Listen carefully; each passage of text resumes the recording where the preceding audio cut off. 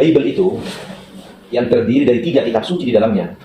Di situ ada Taurat, di situ ada Mazmur Daud, di situ ada Injil. Perjanjian lama itu isinya Taurat, Mazmur Daud, sama Injil. Ya kan?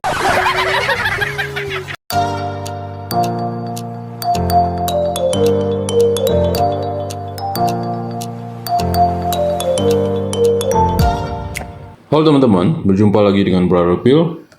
Kembali kita akan menanggapi pernyataan para mualaf. Dan kali ini mualaf yang kita akan tanggapi adalah Ustadz Nababan. Di mana dalam videonya Ustadz Nababan sedang berdiskusi dengan 2 orang calon pendeta. Dan dalam video itu Ustadz Nababan justru mengeluarkan suatu statement yang sangat bertentangan dengan fakta yang sebenarnya. Sebelum kita tanggapi, mari kita saksikan video mereka berikut ini. Bible itu yang terdiri dari 3 kitab suci di dalamnya. Di situ ada Taurat, di situ ada Mazmur Daud, di situ ada Injil. Perjanjian lama itu isinya Taurat, Mazmur Daud, sama Injil. Ya kan? Ya. Nah, oke teman-teman, kita berhenti sejenak dan kita akan luruskan pernyataan dari Ustadz Nababan. Teman-teman dengar sendiri, dia mengatakan bahwa Injil itu ada di dalam perjanjian lama. Dan kedua calon pendeta ini justru mengiyakan apa yang disampaikan oleh Ustadz Nababan. Saya tidak tahu apakah mereka ini benar-benar mahasiswa calon pendeta atau tidak. Seharusnya mereka tidak mengiyakan apa yang dikatakan oleh Ustadz Nababan ini. Karena Injil itu bukan adanya di perjanjian lama, tetapi berada di perjanjian baru. Padahal di dalam video ini juga Ustadz Nababan mengatakan hal sebagai berikut. Wawasan perlu dibuka, harus tahu. Kalau saya ngomong bukan asbul, bukan asal ngomong. Kalau saya punya fakta dan saya bukan ceritanya. Sepertinya yang wawasannya harus dibuka adalah Ustadz Nababan, supaya dia tidak asal bunyi. Karena apa yang dikatakan justru salah. Sayang sekali, kedua orang yang ada di depan Ustadz Nababan juga tidak mengerti Alkitab. Jadi mereka hanya ikut membeo apa yang dikatakan oleh Ustadz Nababan. Kita lanjutkan. Cuma Islam wajib mempercayai kitab-kitab suci yang terdahulu. Wajib. Kami wajib percaya kepada Taurat, wajib percaya kepada Zabur, wajib percaya kepada Injil. Tapi yang asli, nah gitu kan, harus yang asli. Karena Taurat itu dulu cuma 10 kata, 10 titah. The Ten Commandments, hanya 10. Itu yang tertulis Batule, yang diterima oleh Moses. Betul? Yang tertulis di mana sekarang? Di kitab Keluaran pasal 20, ya kan? Ayat pertama apa bunyinya? Jangan ada padamu Allah lain di hadapanku.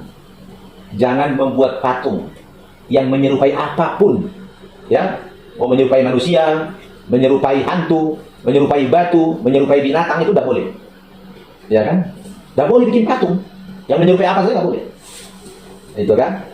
Nah, oke teman-teman, kita barusan dengar bersama bagaimana Ustadz Nababan mengatakan bahwa mereka wajib mengimani Taurat, Mazmur, dan Injil.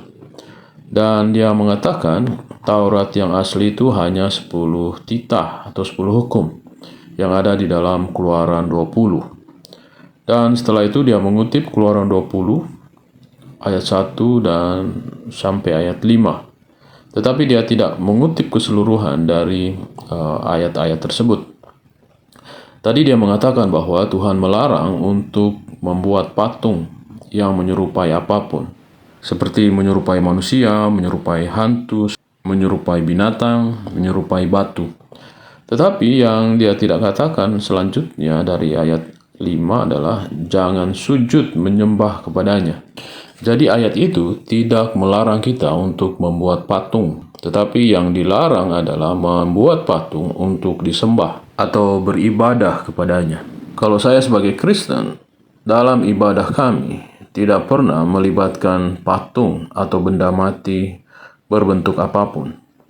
Saya tidak tahu bagaimana dengan ibadah dari Ustadz Nababan. Apakah melibatkan benda mati atau tidak? di situ hanya 10 titah. Kita tahu di perjanjian lama grup Taurat itu apa? Mulai dari kitab Kejadian, kitab Keluaran, kitab Bilangan, kitab Imamat, kitab Ulangan. Ada 5 Taurat itu.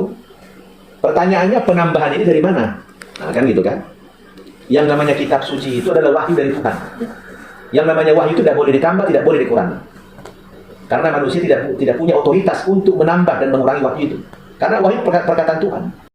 Oke teman-teman, kita juga dengarkan bersama tadi bagaimana Ustadz Nababan mengatakan bahwa kitab Kejadian, Keluaran, Imamat, Bilangan, dan Ulangan adalah kitab tambahan.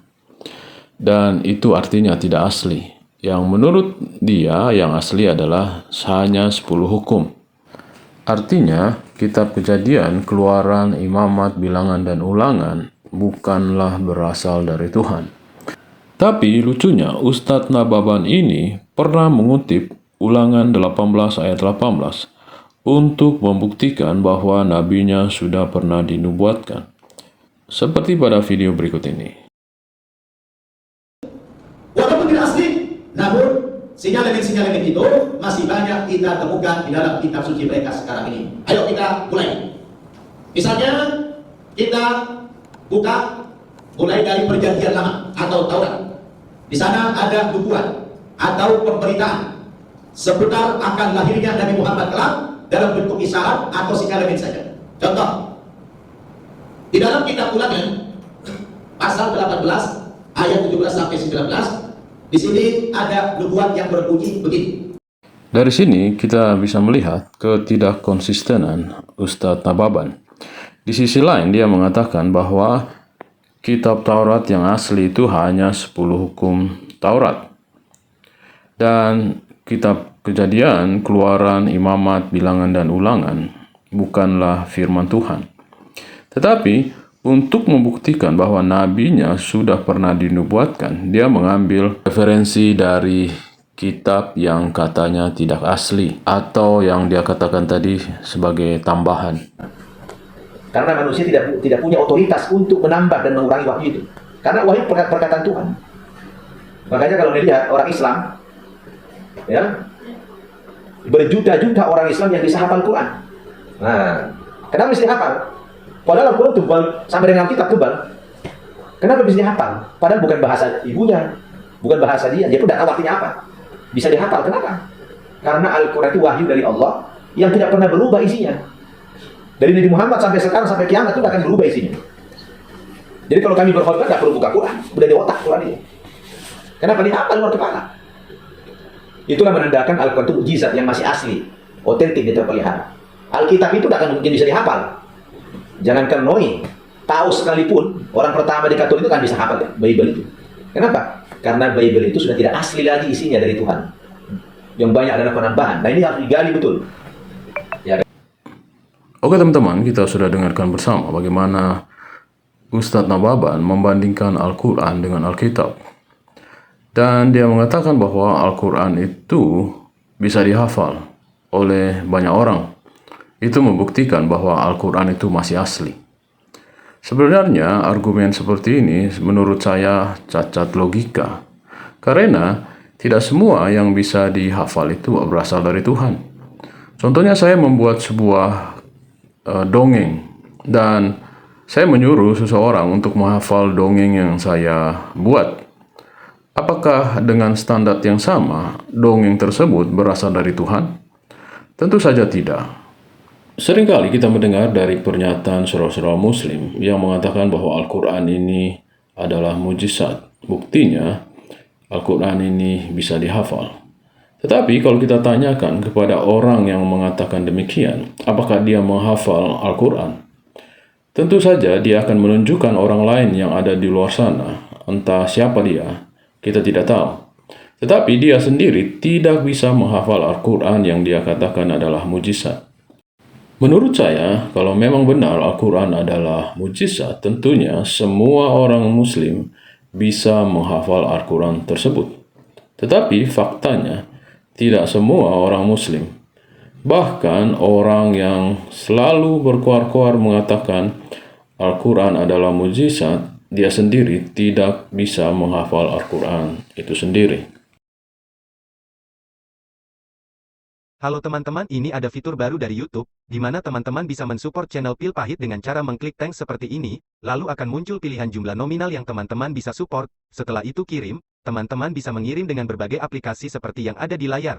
Terima kasih untuk dukungan teman-teman.